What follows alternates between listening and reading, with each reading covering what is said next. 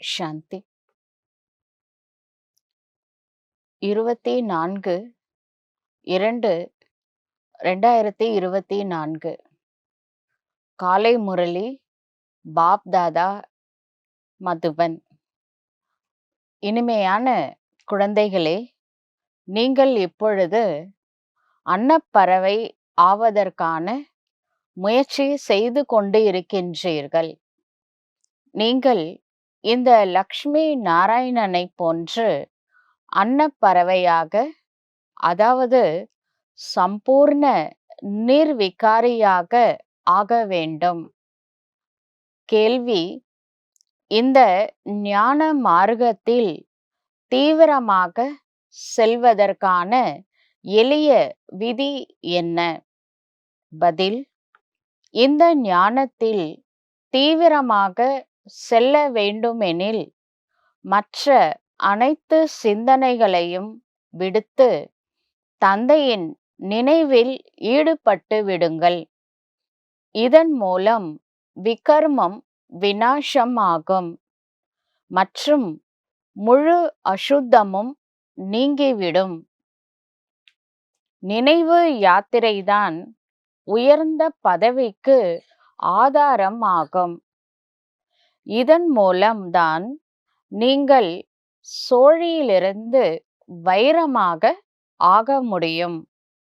உங்களை சோழியிலிருந்து வைரமாக, தூய்மை இல்லாத நிலையிலிருந்து தூய்மையாக ஆக்குவதுதான் தந்தையின் கடமையாகும். இது இல்லாமல் தந்தையாலும் இருக்க முடியாது. ஓம் சாந்தி. இந்த உலகில் சிலர் அன்னப்பறவைகளாகவும் இருக்கின்றனர், சிலர் கொக்குகளாகவும் இருக்கின்றனர் என்று தந்தை குழந்தைகளுக்கு புரிய வைக்கின்றார். இந்த லக்ஷ்மி நாராயணன் அன்னப்பறவைகளாக இருக்கின்றார்கள். இங்க அன்னப்பறவை, கொக்கு அப்படின்னா என்ன அர்த்தம்னா, அன்னப்பறவை பால் தண்ணி ரெண்டும் மிக்ஸ் பண்ணி வச்சாலும் பாலை மட்டும் எடுக்கும். ஒவ்வொருத்தருகிட்டையும் ப்ளஸ் மைனஸ் இருக்க தான் செய்து. ஆனால் யார் தூய்மையான அன்னப்பறவைகளோ அவர்கள் மற்றவங்களுடைய சிறந்த குணங்களையே பார்ப்பார்கள். இந்த கொக்கு அப்படிங்கிறது வீக்னஸை பார்க்கக்கூடியது. அதாவது மற்றவங்களுடைய வீக்னஸை பார்த்து அதை பரப்புனா அது கொக்கு. இங்கே பாபா சொல்கிற பாஷையில் நல்லதை பார்த்து நல்லதை பேசுனா அவங்க அன்னப்பறவைகள். இந்த லக்ஷ்மி நாராயண் அன்னப்பறவைகள் அப்படின்னு பாபா சொல்றார். இவர்களை போன்று நீங்கள் அன்னப்பறவைகளை போன்று ஆக வேண்டும். நாம் தெய்வீக வம்சத்தினர்களாக ஆகிக் கொண்டு இருக்கின்றோம் என்று நீங்கள் கூறுவீர்கள். நீங்கள் தெய்வீக வம்சத்தினர்களாக ஆகிக் கொண்டிருக்கின்றீர்கள் என்று தந்தையும் கூறுகின்றார். நான் உங்களை அன்னப்பறவையாக ஆக்குகின்றேன். இப்பொழுது முழுமையாக ஆகவில்லை, ஆனால் முழுமையாக ஆகி விடுவீர்கள் பிற்காலத்துல. அன்னப்பறவையானது கல்லு முத்து வச்சா அது முத்துக்களை மட்டும் எடுக்கும். பால் தண்ணி வச்சா பாலை மட்டும் எடுக்கும். கொக்கு அசுத்தங்களை சாப்பிடும். இப்பொழுது நாம் அன்னப்பறவைகளாக ஆகிக் கொண்டு இருக்கின்றோம். அதனால தான் தேவதைகள் மலர் என்று கூறப்படுகின்றார்கள். முக்கியமா இந்த சரஸ்வதி மற்றும் காயத்ரி தேவிக்கு வாகனமாக அன்னப்பறவையை காண்பித்துள்ளார்கள். அன்னப்பறவைகளாக இருந்தீர்கள், பிறகு கீழே இறங்கி நாரைகளாக ஆகிவிட்டீர்கள். அரைக்கல்பம் அன்னப்பறவையாக, அரைக்கல்பம் கொக்குகளாக இருக்கின்றீர்கள். முதல் அரைக்கல்பம் பாசிட்டிவ் தாட்ஸ் தான் வரும். மற்றவங்ககிட்ட இருந்து பாசிட்டிவை தான் பார்ப்பாங்க, பாசிட்டிவை தான் பேசுவாங்க. அது அன்னப்பறவை. கொக்குன்றது எதையுமே நெகட்டிவாக திங்க் பண்ணும். நெகட்டிவான விஷயங்களை தான் ஷேர் பண்ணுவாங்க.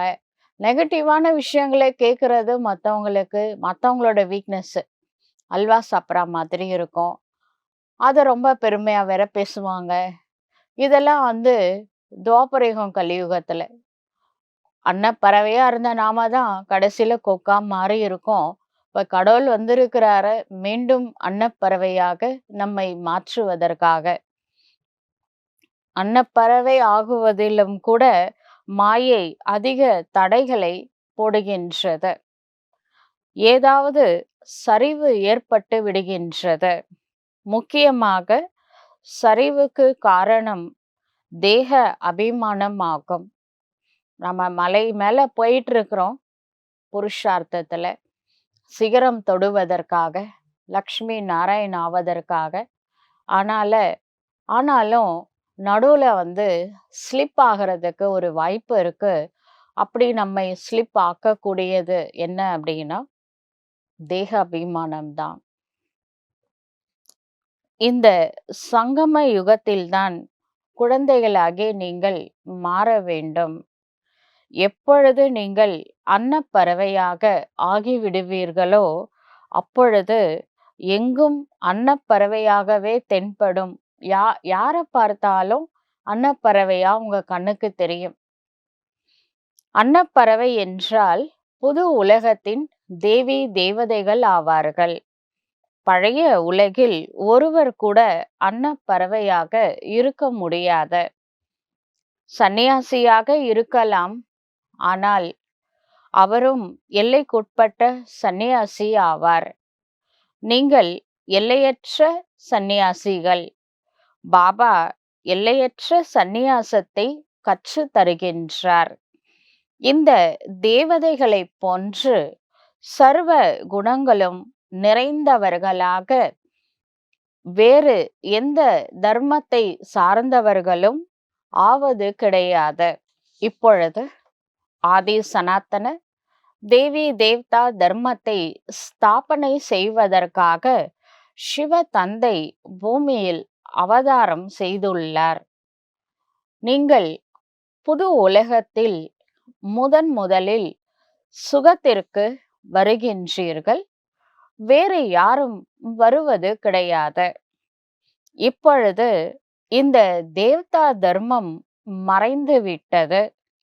இந்த விஷயங்களை நீங்கள் இப்பொழுதுதான் கேட்டுக்கொண்டு இருக்கின்றீர்கள் மற்றும் புரிந்து கொள்ளவும் செய்கின்றீர்கள். வேறு யாராலும் இந்த ஞானத்தை புரிந்து கொள்ள முடியாது. அவர்களது அனைத்தும் மனித வழியாகும். விகாரத்தின் மூலம் அனைவரும் படைக்கப்படுகின்றார்கள் அல்லவா? அதனால மனசுல நெகட்டிவ் தாட்ஸ் தான் வரும். இது வந்து பிளட்ல ஊறி போயிருக்கு. சத்தியுகம் திரேதாயுகத்துல விகாரம் இல்லாம இருக்கிறதுனால எல்லாருமே பாசிட்டிவா இருந்தாங்க. பவித்ரதா இருந்த இடத்துல சுகம் சாந்தி இருந்தது. இங்க அப்பவித்ரதா இருக்கிற இடத்துல துக்கம் அசாந்தி தான் இருக்கும். விகாரத்தின் மூலம் கலியுகத்துல அனைவரும் படைக்கப்படுகின்றார்கள் அல்லவா? சத்தியுகத்துல விகாரத்திற்கான எந்த விஷயமும் கிடையாது. தேவதைகள் தூய்மையாக இருந்தனர். அங்கு யோக பலத்தின் மூலம்தான் அனைத்து காரியங்களும் நடைபெறும். அங்கு குழந்தைகள் எவ்வாறு பிறப்பார்கள்? யோக சக்தியினால பிறப்பாங்க. ஆனா இந்த விஷயம் மத்தவங்களுக்கு தெரியாத. இங்க இருக்கக்கூடிய தூய்மை இல்லாத மனிதர்களுக்கு அங்க நடக்கக்கூடிய விஷயங்கள் எப்படி தெரியும்? அங்கு யோக பலம் இருக்கும். விகாரத்தினுடைய விஷயமே கிடையாது என்று கூறுங்கள். 100% விகாரமற்ற நிலை.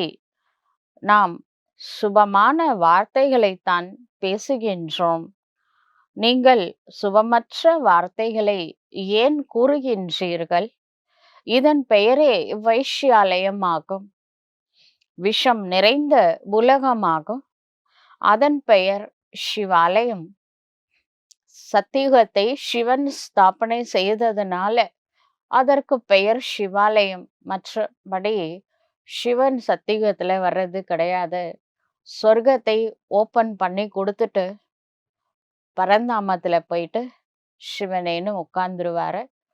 மறைத்தல் தொழில் சத்தியுகம் திரேதாயுகத்துல செய்வாரு. துவாபரயுகம் கலியுகத்துல அங்கிருந்தே அருளல் தொழில் செய்வாரு. இப்ப சங்கம யுகத்துல தான் படைத்தல் காத்தல் அழித்தல் எனக்கூடிய முத்தொழிலும் செய்கின்றார். அந்த சிவாலயம் சிவ தந்தையினால ஸ்தாபனை இப்ப செய்து கொண்டு இருக்கின்றார். சிவபாபா உயர்ந்ததிலும் உயர்ந்த கோபுரம் அல்லவா, ஒரு சிகரம். அவரை யாரோடவும் அவரை கம்பாரிசனே பண்ண முடியாத சிவாலயத்தை கூட அவ்வளவு உயர்ந்ததாக சிரேஷ்டமானதாக அவர் உருவாக்குகின்றார். சிவபாபா உங்களை சுகத்தினுடைய டவருக்கு அழைத்து செல்கின்றார். சுகமான உலகத்திற்கு அழைத்து செல்கின்றார். அதனாலதான் பாபாவின் மீது நமக்கு எல்லாருக்குமே அதிகமான அன்பு ஏற்படுகின்றது. பக்தி மார்க்கத்துல கூட சிவ தந்தையின் மீது அன்பு இருக்கின்றது. சிவ பாபாவின் கோவிலுக்கு மிக அன்பாக செல்கின்றனர். ஆனால் எதுவுமே புரிந்து கொள்வது கிடையாது. இப்பொழுது குழந்தைகளாகிய நீங்கள் சர்வ குணங்களில் சம்பன்னமாக முழுமையாக ஆகிக் கொண்டு இருக்கின்றீர்கள். இப்பொழுது சம்பூர்ணம் ஆகவில்லை என்றால் எப்பொழுது உங்களுடைய ராஜ்யம் முழுமையாக ஸ்தாபனை ஆகிவிடுமோ அப்பொழுது உங்களுக்கு பரீட்சை ஏற்படும். பிறகு மற்ற அனைவரும் அழிந்து விடுவார்கள். உலகம் வைண்டப் ஆயிடும்.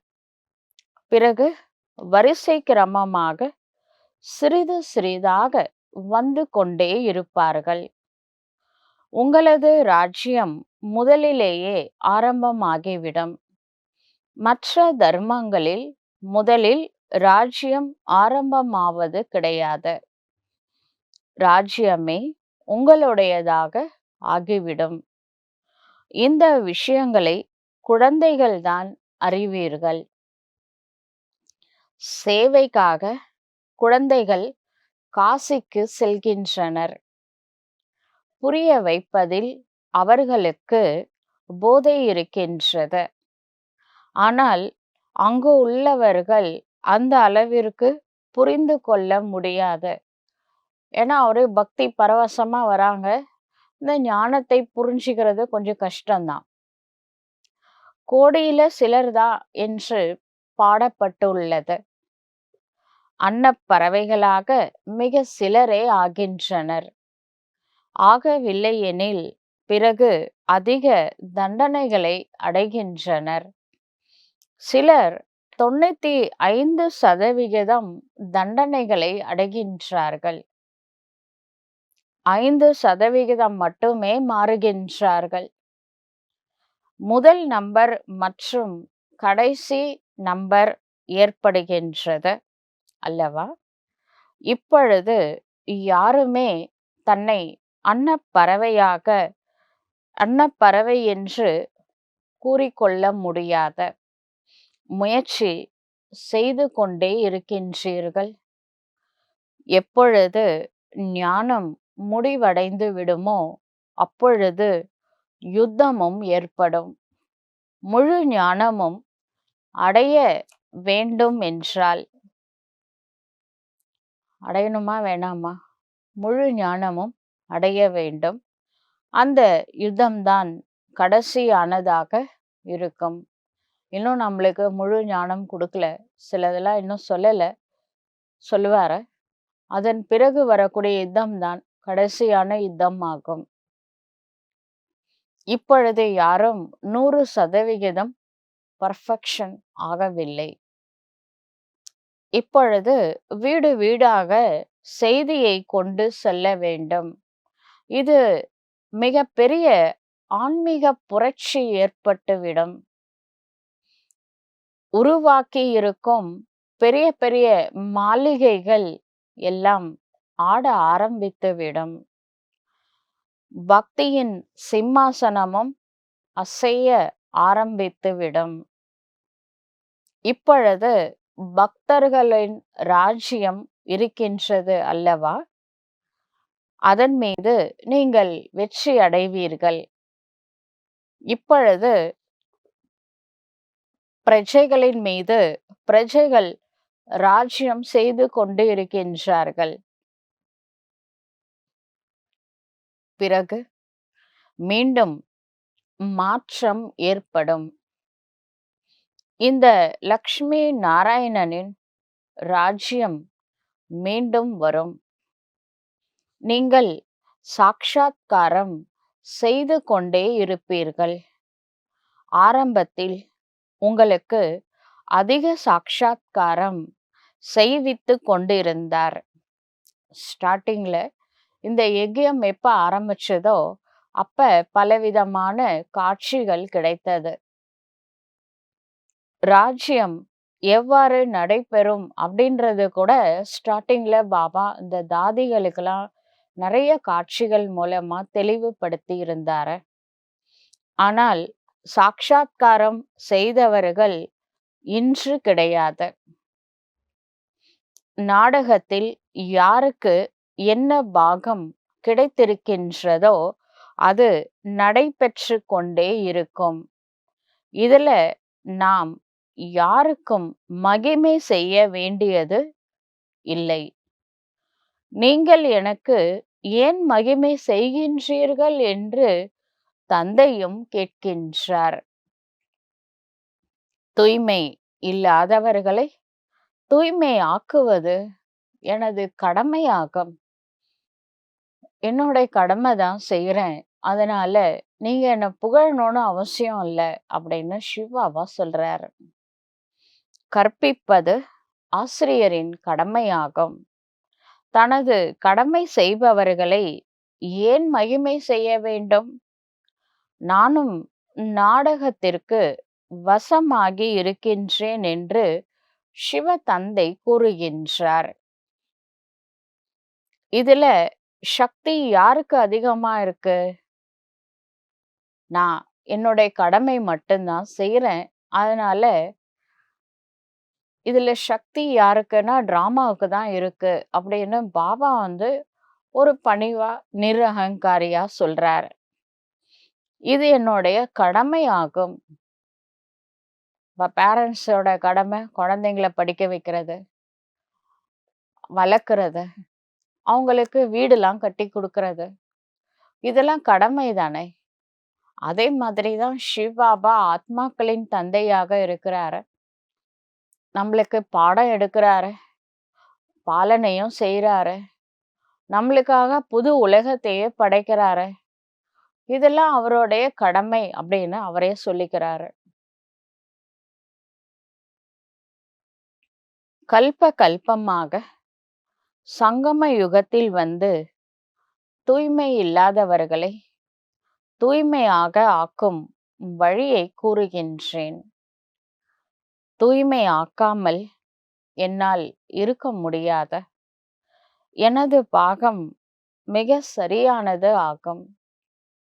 ஒரு வினாடி கூட முன்பின் ஏற்பட முடியாத முற்றிலும் சரியான நேரத்துல சேவைக்கான பாகத்தை நடிக்கின்றேன்.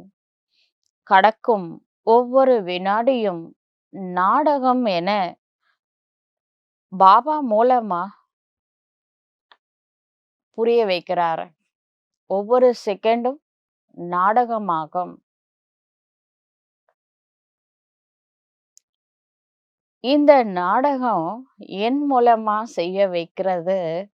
நானும் நாடகத்திற்கு வசப்பட்டு இருக்கின்றேன். நாடகத்துல இருக்கிறதுனால நான் இதெல்லாம் செய்யறேன். அதனால எனக்கு நீங்க புகழணும், மகிமை பாடணும் அப்படின்ற விஷயமே கிடையாது. நான் கல்ப கல்பமாக வருகின்றேன். தூய்மை இல்லாதவர்களை தூய்மை ஆக்குபவரே, வாருங்கள் என்று என்னை அழைக்கின்றீர்கள். எவ்வளவு தூய்மை அற்றவர்களாக ஆகிவிட்டீர்கள்.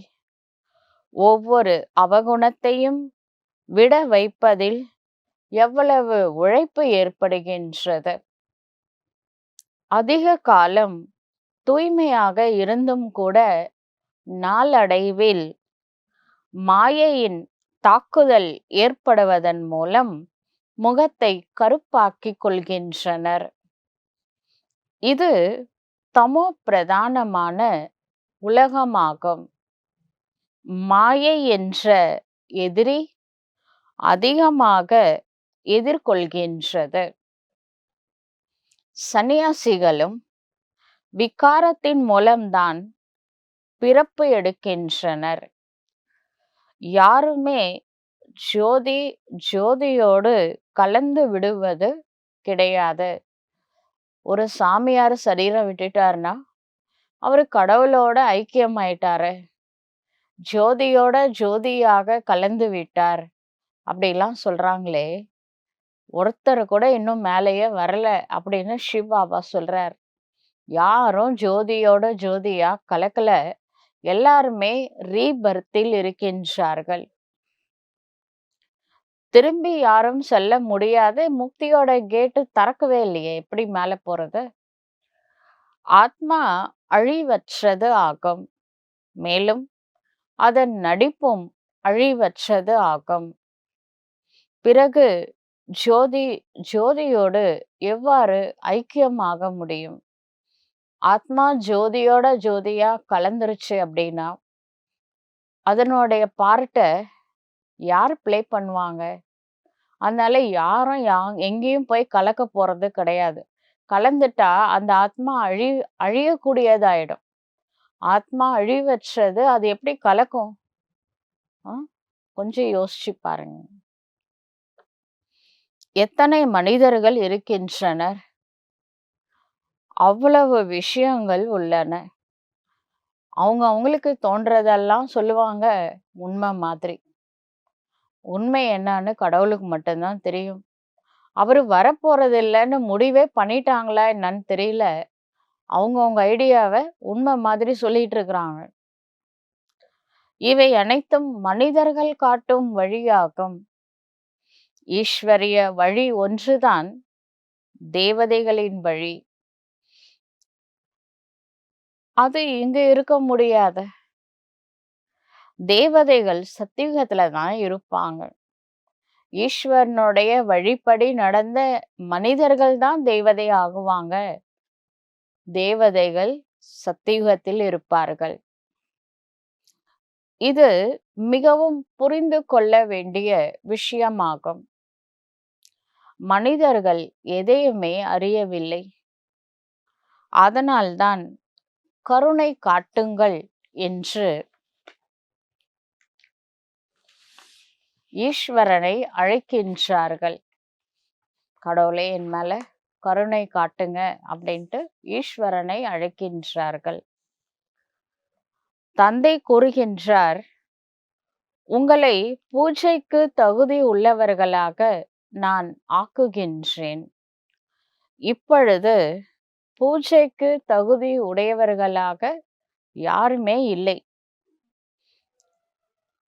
ஆனா பாபா கொஞ்சம் கொஞ்சமா நம்மை மாற்றி கொண்டிருக்கின்றார் பூஜைக்கு தகுதி உடையவர்களாக. நாம் இவ்வாறு ஆவோம் என்பதை நீங்கள் அறிவீர்கள். பிறகு பக்தி மார்க்கத்தில் நமக்குத்தான் மகிமை ஏற்படும். நமது கோவில்கள் உருவாகும். சண்டிகா தேவிக்கும் திருவிழா நடைபெறுவதை நீங்கள் அறிவீர்கள். வருஷத்துல ஒரு நாள் சண்டிகா தேவின்னு நார்த் இந்தியால, இங்க எல்லை அம்மன் அப்படின்னு சொல்லிட்டு வருஷத்துக்கு ஒரு நாள் திருவிழா பண்றாங்க. யார் தந்தையின் ஸ்ரீமத் படி நடக்கவில்லையோ அவர்கள் சண்டிகா தேவி. ஏன் எல்லையில போய் உட்கார வச்சிருக்காங்க? டெய்லி ஏன் அந்த கோவில திறக்க மாட்டேங்கிறாங்க? வருஷத்துக்கு 1 நாள் மட்டும் திறக்குறாங்க. அப்படின்னா, தினம் பூஜா ஏன் நடக்கல அப்படின்னா, நீ என்ன சொல்றது? நான் என்ன கேட்கறது? ஸ்ரீமத்திற்கு புறம்பா நடக்கிறது. ஆனாலும் அவங்க பாபா குழந்தை, மேரா பாபான்னு சொல்லிட்டாங்க. அதனால அவங்களுக்கும் ஒரு கோவில் இருக்கு. ஆனா, அது வருஷத்துக்கு 1 நாள் அந்த பூஜா நடக்கும். அவங்களுக்கு சண்டிகா தேவி சண்டித்தனம் பண்ணுவாங்கன்னா, பிடிவாதம். மன்மத்து படி தான் நடப்பாங்க. ஸ்ரீமத் படி நடக்க மாட்டாங்க. ஆனா, பாபா குழந்தைங்க. ரொம்ப பிடிவாதம். அவங்களுக்கு சண்டிகா தேவி ரூபத்துல பூஜை வந்து நடக்கும். உலகை தூய்மையாக ஆக்குவதில் ஏதாவது உதவி செய்கின்றனர். அவங்கள அறியாமலே பாபாவுக்கு ஏதாவது ஒரு சின்ன உதவி செஞ்சிருப்பாங்க. இல்லாட்டி அந்த கோவில் கூட இருக்காதே! ஏதோ பண்ணியிருப்பாங்க. ஆனா, அந்த ஸ்ரீமத்த ஃபாலோ பண்றதில்ல. சண்டித்தனம் பண்ணியிருப்பாங்க. இது சேனை அல்லவா? தண்டனை போன்றவைகள் அனுபவித்த பிறகும் உலகிற்கு எஜமானர்களாக ஆகின்றனர் அல்லவா? ஸ்ரீமத் படி நடக்கலன்னா பனிஷ்மெண்ட். இருந்தாலும் அனுப்பி வைக்கிறாரு. மனசு கேட்காம. சத்தியுகம் இல்லாட்டியும் திரேதா யுகத்துல அனுப்பி வைக்கிறாரு. ஒரு கோவிலையும் குடுத்துடுறாரு. சண்டிகா தேவியா. இங்கு ஆதிவாசிகளாக இருப்பவர்கள் கூட நாம் பாரதத்திற்கு எஜமானர் என்று கூறுகின்றார்கள். இன்றைய நாட்களில் நமது பாரதம் அனைத்தையும் விட உயர்ந்த தேசம் என்று ஒரு புறம் சொல்கின்றார்கள். பாரத நாட்டை பெருமையா பேசுறாங்க. மறுபுறம் பாரதத்தின் நிலை என்னவாகிவிட்டது என்றும் பாடுகின்றார்கள். இரத்த நதி ஓடிக்கொண்டே இருக்கின்றது. ஒரு புறம் மகிமையும் மறுபுறம் நிந்தனையும் செய்கின்றார்கள். எதையுமே புரிந்து கொள்வது கிடையாது. உங்களுக்கு யதார்த்தமான முறையில தந்தை இப்பொழுது அனைத்தையும் புரிய வைக்கின்றார்.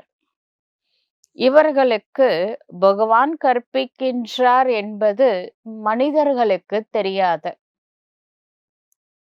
இவர்கள் பகவானை ஆசிரியராக ஆக்கியிருக்கின்றனர் அப்படிங்கிறதும் தெரியாது. ஆஹா என்று கூறுவர். பகவானோட மகா வாக்கியம், நான் உங்களை ராஜாவிற்கெல்லாம் ராஜாவாக ஆக்குகின்றேன். கீதையில் மனிதனின் பெயரை வைத்து கீதையை தவறானதாக ஆக்கிவிட்டனர். கிருஷ்ண பகவான் வாச்ச அப்படிதான் கீதையில இருக்கும். கிருஷ்ணா ஒரு சரீரதாரி. யாருக்கு சரீரம் இருக்குமோ அவர் கடவுள் ஆக முடியாது. கிருஷ்ணா நம்பர் 1 தேவதா. அதுல எந்த சந்தேகமும் இல்லை. 100% சார்ஜ் பண்ண பேட்டரி. தேவதா ஆத்மா. ஆனா அவர் கடவுள் ஆக முடியாது. கிருஷ்ணர் தேகதாரியா இருக்கக்கூடிய காரணத்தினால அந்த கீதை மனித வழியாக ஆகிவிட்டது. கிருஷ்ணர் எப்படி இங்க வருவார? கிருஷ்ணரோட பாதம் வந்து பூமியில படாது. எந்த தேவதைகளோட பாதமும் பூமியில படாதுன்னு சொல்லுவாங்க. அப்பனா வானத்திலே நடப்பாங்க? அதனுடைய அர்த்தம் வந்து இன்றைய பூமி வந்து பதீத்தமாக இருக்கின்றது. கிருஷ்ணரோடைய பாதம் படணும்னா இந்த பூமி தூய்மையாக மாற வேண்டும். 5 தத்துவங்களும் மாசுபட்டு இருக்கு. பதீத்தமா இருக்கு. இதை தூய்மை ஆக்குனாதான் தேவதைகளோட பாதம் பூமியில படும். அதனால கிருஷ்ணர் வந்து துவாபர யுகத்திலயும் வரப்போறது இல்ல, கலியுகத்திலயும் வரப்போறது இல்ல. கிருஷ்ணர் கிருஷ்ணரா சத்தியுகத்துல வரப்போறாரு. அதற்காகத்தான் சிவ தந்தை இந்த பூமியையே பரிவர்த்தனை செய்ய போறாரு. அவர் சத்தியத்தினுடைய முதல் இளவரசர் ஆவார். அவர் இந்த தூய்மை இல்லாத உலகத்திற்கு வருவதற்கு என்ன அவசியம் இருக்கின்றது? தற்பொழுதைய குழந்தைகளாகிய நீங்கள் மட்டும்தான் இந்த சீக்ரெட்லாம் தெரியும். உங்களுக்கு தான் தேவ ரகசியம். ஆனால் உங்களிலும் மிக சிலரே சரியாக இதை அறிந்துள்ளீர்கள். குழந்தைகளாகிய உங்களுடைய வாயிலிருந்து எப்பொழுதும் ஞான ரத்தினங்கள் வெளிப்பட வேண்டுமே தவிர கற்கள் அல்ல. நான் இவ்வாறு ஆகியிருக்கின்றேனா என்று தனக்குத்தானே கேளுங்கள். நான் அசுத்தத்திலிருந்து விரைவில் வெளிவர வேண்டும் என்று விரும்பவும் செய்கின்றீர்கள். ஆனால் விரைவில் ஏற்பட முடியாத கால தாமதம் ஏற்படுகின்றது. நீங்கள் அதிக முயற்சி செய்ய வேண்டியதாக இருக்கின்றது. புரிய வைப்பவர்களில் கூட வரிசை கிரமம் இருக்கின்றது. கடைசியில யுக்தியாக புரிய வைப்பீர்கள். அப்பொழுது உங்களுடைய அம்பு பாயும். நாம் இப்பொழுது படித்து கொண்டிருக்கின்றோம் என்பது உங்களுக்கு தெரியும். கற்பிப்பவர் ஒரே ஒருவர்தான். அனைவரும் அவரிடம் படிக்கக்கூடியவர்கள். நாட்கள் செல்ல செல்ல நீங்கள் அப்படிப்பட்ட யுத்தங்களை பார்ப்பீர்கள். கேட்கவே கேட்காதீர்கள். யுத்தத்தில் பலர் இறந்து போவார்கள். பிறகு இவ்வளவு ஆத்மாக்கள் எங்கு செல்வார்கள்? ஒன்றாக சென்று பிறப்பு எடுக்க முடியுமா? மரம் பெரியதாக இருக்கும் பொழுது சில கிளைகள் இலைகள் ஆகிவிடுகின்றது. தினமும் எத்தனை பேர் பிறக்கின்றனர், எத்தனையோ பேர் இறக்கவும் செய்கின்றார்கள். திரும்பி யாரும் செல்ல முடியாத மனிதர்கள் எண்ணிக்கை அதிகமாகிக் கொண்டே செல்கின்றனர். இந்த சிறு விஷயங்களில் செல்வதற்கு முன் தந்தையை நினைவு செய்தால் விகர்மம் விநாசமாகும் மற்றும் அசுத்தம் நீங்கிவிடும். மற்றவைகள் எல்லாம் அடுத்த விஷயங்கள் ஆகும். நீங்கள் இதை பற்றி எந்த சிந்தனையும் செய்ய வேண்டாம். முதலில் இவ்வாறு ஆவதற்காக முயற்சி செய்யுங்கள். முக்கியமானது நினைவு யாத்திரை ஆகும். மேலும் அனைவருக்கும் செய்தி கொடுக்க வேண்டும். தூதுவர் ஒரே ஒருவர்தான். தர்ம தலைவர்களையும் தூதுவர்கள் என்று கூற முடியாத சத்கதி கொடுக்கும் வள்ளல் ஒரே ஒரு சத்குரு ஆவார். மற்றபடி பக்தி மார்க்கத்தில் மனிதர்கள் சிறிதளவு விழிப்படைகின்றனர். ஏதாவது தானமும் செய்கின்றனர். தீர்த்த யாத்திரைகளுக்கும் செல்கின்றனர். எனில் ஏதாவது தானம் கொடுத்துவிட்டு வருகின்றனர். அன்னதானம், வஸ்திரதானம், ஸ்வர்ணதானம், ஏதோ ஒரு தானத்தை கொடுத்துட்டு வராங்க பக்தியில. இந்த கடைசி பிறவியில தந்தை நம்மை வைரம் போன்று ஆக்குகின்றார் என்பதை நீங்கள் அறிவீர்கள்.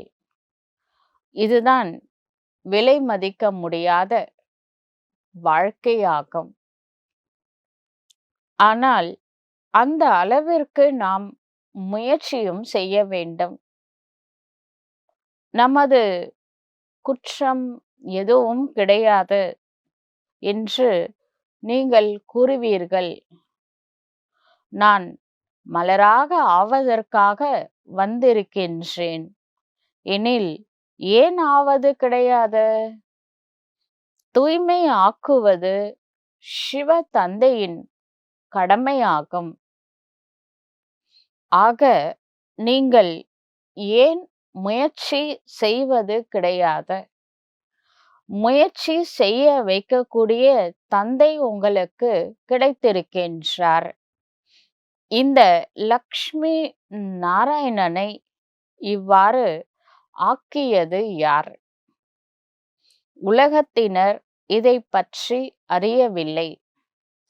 தந்தை வருவதே சங்கம யுகத்தில்தான். யதாஹி தர்மஸ்ய கிளானி, எப்பொழுதெல்லாம் உலகத்துல தர்மத்திற்கு இழிவு ஏற்படுகின்றதோ அப்பொழுதெல்லாம் இறைவன் அவதாரம் செய்கின்றார்.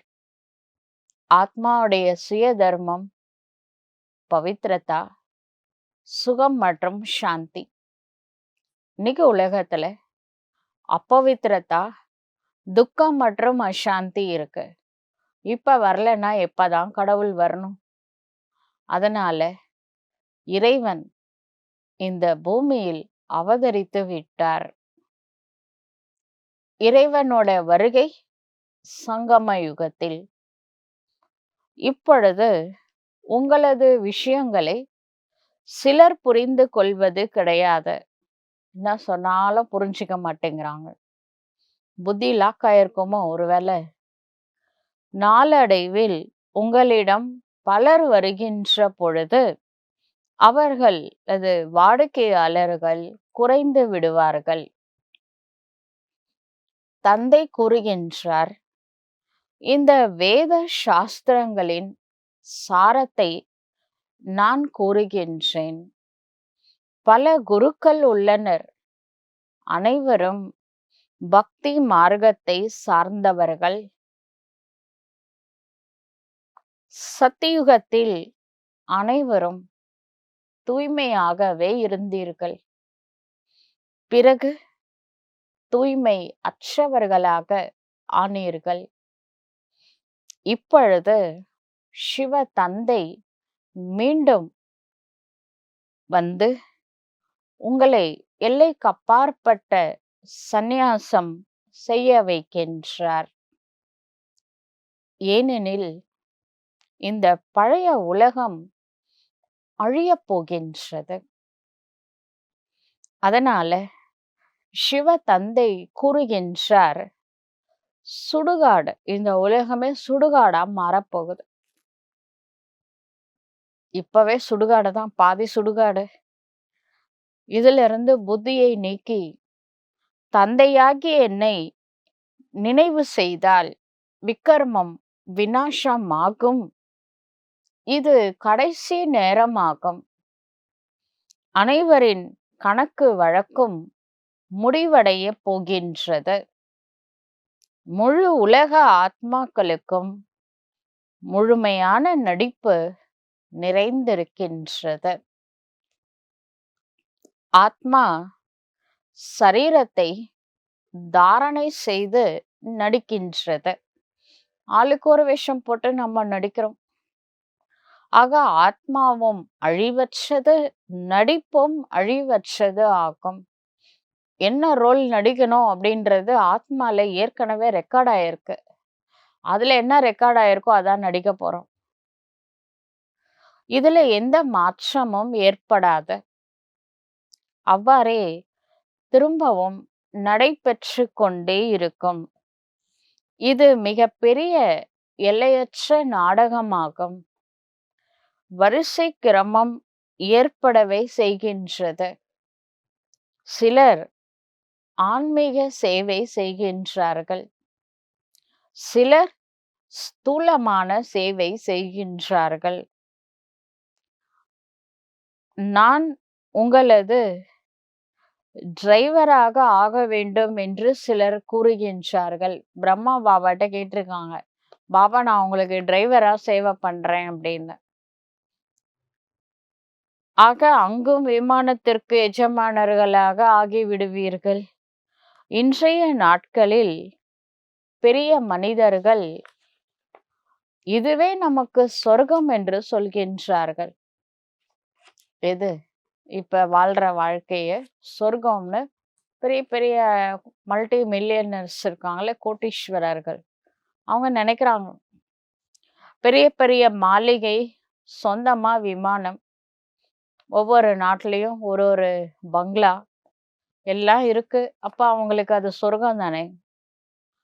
ஆனா சரீரம் விட்டுட்டா எந்த ஃப்ளைட் எடுத்துட்டு பறக்க முடியும் அடுத்த பிறவிக்கு? ஒரு பொருளும் கூட வராது. பட்டினத்தார் சொன்ன மாதிரி காதருந்த ஊசியும் வாராது கான் கடை வழிக்கே தான். காது அறுந்து போன ஊசிய ஒரு ஸ்டிச்சிங் கூட போட முடியாது. செத்து போனா அதை கூட எடுத்துட்டு போக முடியாது. இதுதான் நிஜம். இவங்க எல்லாருமே மாயையோட கவர்ச்சியில இருக்காங்க. என்ன கற்றுக்கொள்கின்றார்கள்? கப்பல் போன்றவைகளை உருவாக்குகின்றார்கள். இந்த கப்பல் போன்றவைகள் அங்கு காரியத்திற்கு உதவாது. அதான் புஷ்ப விமானம் இருக்கே, எங்க போனனாலும் பறந்து போயிடலாம். கப்பல்லாம் தேவையில்லை. அணுகுண்டு தயாரிக்கின்றார்கள். இவைகள் அங்கு காரியத்திற்கு பயன்படாது. யாரும் யாரையும் துக்கமே கொடுக்க மாட்டாங்க. அணுகுண்டா போட போறாங்க. சுகம் கொடுக்கும் பொருட்கள் காரியத்திற்கு பயன்படும் சத்தியுகத்துல. விநாசம் ஏற்பட விஞ்ஞானமே உதவி செய்கின்றது. இது கண்டுபிடிச்சது யாரு? சயின்டிஸ்ட் தானே. நியூக்ளியர் பாம்பை யாரு கண்டுபிடிச்சாங்க? அப்ப விநாசம் ஏற்படுறதுக்கு இந்த சயின்டிஸ்ட் தான் உதவி செய்யறாங்க. ஆக மொத்தத்துல சயின்ஸ் விநாசத்தோட காரியத்திற்கு உதவி செய்கின்றது. பிறகு அதே விஞ்ஞானம் உங்களுக்கு புது உலகத்தை உருவாக்குறதுலயும் உதவி செய்யும். இந்த நாடகம் மிக அதிசயமாக உருவாக்கப்பட்டுள்ளது. நல்லது. இனிமேலும் இனிமையான தேடி கண்டுபிடிக்கப்பட்ட செல்ல குழந்தைகளுக்கு தாயும் தந்தையுமாய் விளங்கும் பாப் தாதாவின் அன்பு நினைவுகள் மற்றும் காலை வணக்கம். ஆன்மீக குழந்தைகளுக்கு ஆன்மீக தந்தையின் நமஸ்காரம். ஆன்மீக தந்தைக்கு ஆன்மீக குழந்தைகளின் நமஸ்காரம். தாரணைக்கான முக்கிய சாரம். முதல் பாயிண்ட், அழிவுக்கான இறுதி காலத்துல பழைய உலகை எல்லையற்ற அளவில் துறக்க வேண்டும். இந்த சுடுகாட்டிலிருந்து புத்தியை நீக்கிவிட வேண்டும். நினைவில் இருந்து அனைத்து பழைய கணக்கு வழக்குகளையும் முடிக்க வேண்டும். இரண்டாவது பாயிண்ட், வாயில் எப்பொழுதும் ஞான ரத்தினங்கள் வெளிப்பட வேண்டுமே தவிர கற்கள் அல்ல. முழுமையிலும் முழுமையான அன்னப்பறவையாக ஆக வேண்டும். முட்களை மலராக ஆக்கக்கூடிய சேவை செய்ய வேண்டும். வரதானம், சேவையின் கூடவே எல்லையற்ற வைராகிய விருத்தியை அடைவதற்காக சாதனாவை தபஸ்யாவை எமர்ஜ் செய்யக்கூடிய வெற்றி மூர்த்தி ஆகுக. சேவையின் கூடவே எல்லையற்ற வைராகிய விருத்தி இருக்கணும் அப்படின்னா சாதனா தவத்தை எமர்ஜி பண்ணணும். அப்படி பண்ணக்கூடிய வெற்றி மூர்த்தி ஆகுக. சேவையினால குஷி மற்றும் சக்தி கிடைக்கின்றது. ஆனால் சேவையில்தான் வைராகிய விருத்தியும் அழிந்து விடுகின்றது. ஆகையினால தனக்குள் வைராகிய விருத்தியை விழித்தெழ செய்யுங்கள். சேவைக்கான திட்டத்தை நடைமுறையில் செயல்படுத்தும் பொழுதே வெற்றி கிடைக்கின்றது. அதுபோல இப்பொழுது எல்லையற்ற வைராகிய விருத்தியை வெளிக்கொணருங்கள். எவ்வளவுதான் சாதனங்கள் கிடைக்கட்டும், ஆனால் எல்லையற்ற வைராகிய விருத்தியின் சாதனா, தபஸ்யா, இந்த தவம் அழிந்துவிடக்கூடாது. சாதனம் மற்றும் சாதனாவுடைய சமநிலையில் இருந்தால் வெற்றி மூர்த்தி ஆகிவிடுவீர்கள். சாதனமும் வேணும், சாதனாவும் வேணும். சேவையும் பண்ணுங்க, தபஸ்யாவும் பண்ணுங்க. அப்பொழுதுதான் வெற்றி மூர்த்தி ஆகிவிடலாம். ஸ்லோகன் சொல்றாரு, நடக்க முடியாததை நடத்தி காட்டுவதுதான் பரமாத்தம் அன்பின் அடையாளம் ஆகும். நடக்க முடியாத விஷயங்களை கூட நடத்தி காட்ட முடியும். இது பரமாத்மாவின் அன்பு செய்யக்கூடிய அன்பினுடைய அடையாளம் ஆகும். நல்லது. ஓம் சாந்தி.